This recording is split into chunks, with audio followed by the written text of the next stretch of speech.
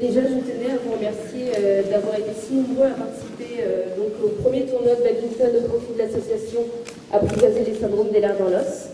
Donc un gros merci, ça nous tient tous à cœur, donc l'association, mes bénévoles et moi-même.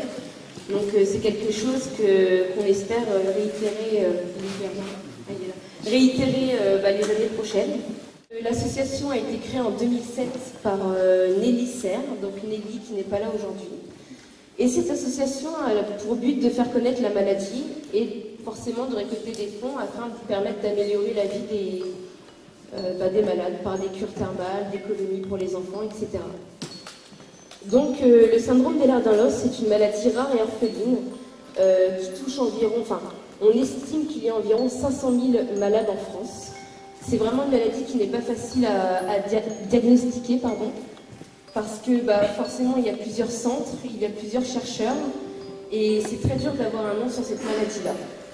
Donc pour vous expliquer un peu la maladie, donc c'est une maladie rare et orpheline qui touche principalement les femmes, et elle est due à une défaillance des tissus conjonctifs dans le corps. Alors les tissus conjonctifs, ce sont les tissus de soutien au corps, un peu comme les briques d'une maison.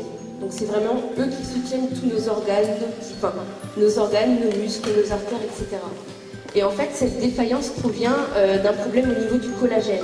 Le collagène, c'est la protéine la plus importante dans le corps. Donc forcément, tout ça, notre corps, il tient plus. C'est-à-dire qu'un jour, on peut être debout, comme le lendemain, on peut être en béquille parce qu'on n'arrive plus à marcher.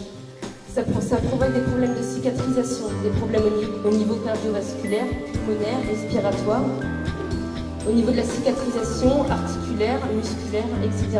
Forcément une grande fatigue et beaucoup de problèmes au niveau de la peau également, parce que les tissus, la peau principalement, donc forte élasticité, donc forcément qui entraîne un problème de cicatrisation. Donc la moindre coupure peut être problématique quand il suffit de recoudre, et c'est vraiment pas évident.